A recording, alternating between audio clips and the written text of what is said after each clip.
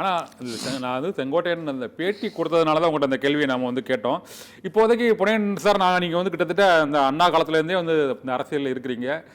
அதிமுக திமுக இடையே வந்து ஏற்பட்ட அந்த பிளவுகள், திமுகவில் ஏற்பட்ட பிளவுகளையும் நீங்கள் பார்த்துருக்கீங்க. அதிமுகவிலையும் இந்த ஜெயஜா அணி பிளவு உண்ட போது திரும்ப சேர்ந்த போதும் நீங்கள் வந்து ஒன்றாக இருந்திருக்கிறீர்கள். இந்த அரசியல் களத்தில் வந்து நீங்கள் இருந்திருக்கிறீங்க. இப்போது இந்த பல்வேறு தேர்தல்கள் நடந்திருக்கின்றன. விக்கிரவாண்டி, ஈரோடு கிழக்கு புறக்கணிப்பு. 2026 தேர்தலை எதிர்கொள்கிறது அதிமுக. இந்த அதிமுக வந்து ஒரு ஒருங்கிணைந்து செயல்பட வேண்டும் என்று நீங்கள் நினைக்கிறீங்களா, இல்லைன்னா இப்போது இருக்கிறது போலவே செயல்படலாம்னு நினைக்கிறீங்களா?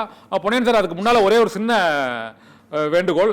இந்த KS செங்கோட்டையன் இன்று காலை அளித்த அந்த பேட்டியை பார்க்கலாம் சார். இந்த அத்திக்கடவு அவிநாசி திட்டம் தொடர்பாகவும் அதில் பங்கேற்காதது தொடர்பாகவும் அவர் அளித்த பேட்டியை நீங்கள் முழுமையாக கொஞ்சம் பாருங்கள் சார். நம்ம அதுக்கு தொடர்ந்து பேசலாம்.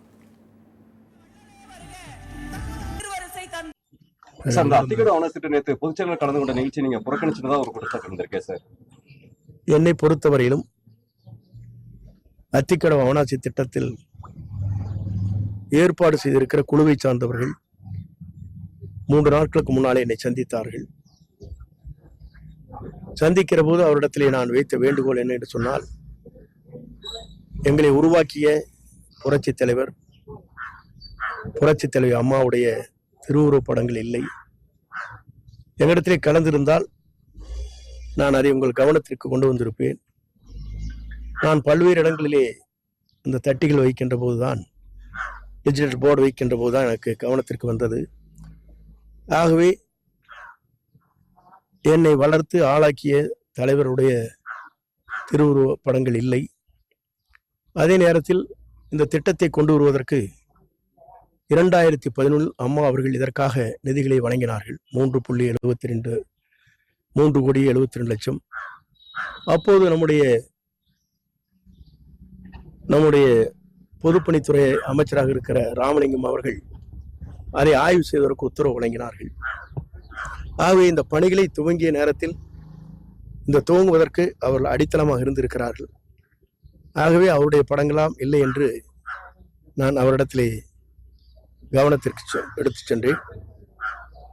நான் புறக்கணிக்கவில்லை, அங்கே செல்லவில்லையே தவிர இந்த கவனத்திற்கு அந்த அத்திக்கடவு அவிநாசி திட்டத்தினுடைய அந்த கூட்டுக்குழுவிற்கு அன்றைய வருகை தருகிற போதே அது அவருடைய கவனத்திற்கு நான் சொல்லியிருக்கிறேன்.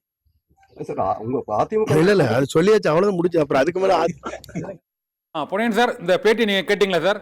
அந்த அவர் சொன்னது தொடர்பாக நீங்க என்ன சார் நினைக்கிறீங்க? அந்த பேட்டிக்கும் எங்கள் கட்சியினுடைய அசைக்க முடியாத ஆணித்தரமான பிளவற்ற மாறுபட்ட கருத்துக்கள் இல்லாத ஒரு தன்னிகர் தலைவராக திகழ்கின்றவர் எடப்பாடியார் தலைமையிலே நடந்த அந்த நிகழ்ச்சி அதிமுகவின் முழுமையான பணிகளின் வெற்றிகளை எடுத்து காட்டுகிற பேச்சாக எடப்பாடியார் பேச்சு அமைந்ததையும் நீங்கள் கேட்டிருப்பீர்கள். எனவே இது போன்ற பேட்டிகளை பத்திரிகைகள் அதிமுகவின் புகழ் செங்கோட்டையன் தான் சொன்னார் சார். நாங்க என்ன சார் சொன்னாங்க? நான் ஒண்ணுமே சொல்லலையா, செங்கோட்டையன் தான் சொன்னாரு.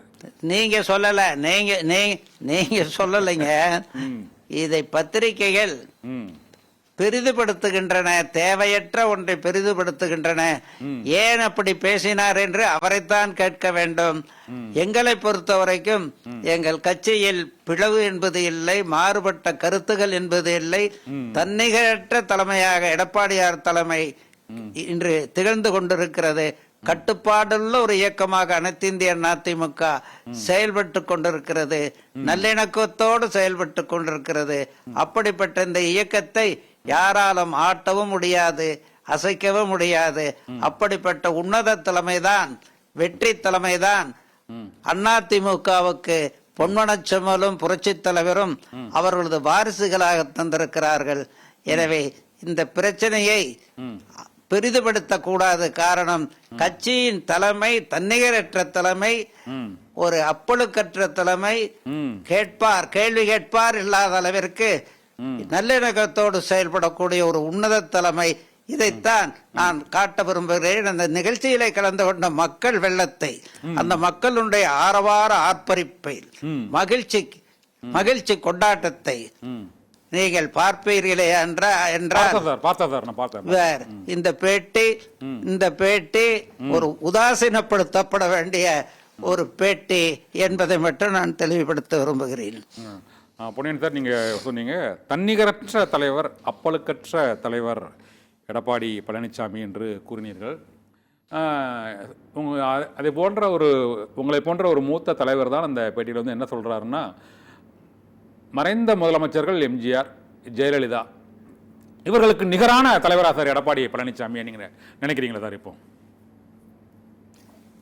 கட்சி நினைக்கிறது புரட்சி தலைவருக்கு நிகராக, பொன்மன செல்விக்கு நிகராக, அவர்களுடைய அற்புதமான வாரிசாக, புள்ளி விவர ஞானமிக்க தமிழ்நாடு முதலமைச்சர் 4.5 ஆண்டு காலம் தமிழகத்தை ஆண்ட அற்புத மனிதர் என்று வடநாட்டு ஏடுகளே பாராட்டக்கூடிய அளவிற்கு அற்புதமாக ஆட்சி புரிந்த எடப்பாடியார் அவர்களுக்கு இணையான, அவருடைய ஆசை பெற்ற, அவர்களுடைய தவ புதல்வராக இலங்குகிற ஒரு அற்புத தவ புதல்வன் தான் புரட்சி தலைவரின் தவ புதல்வன், அம்மாவினுடைய அற்புத தம்பி என்ற நிலையிலே திகழ்கின்றவர் தான் எடப்பாடியார்.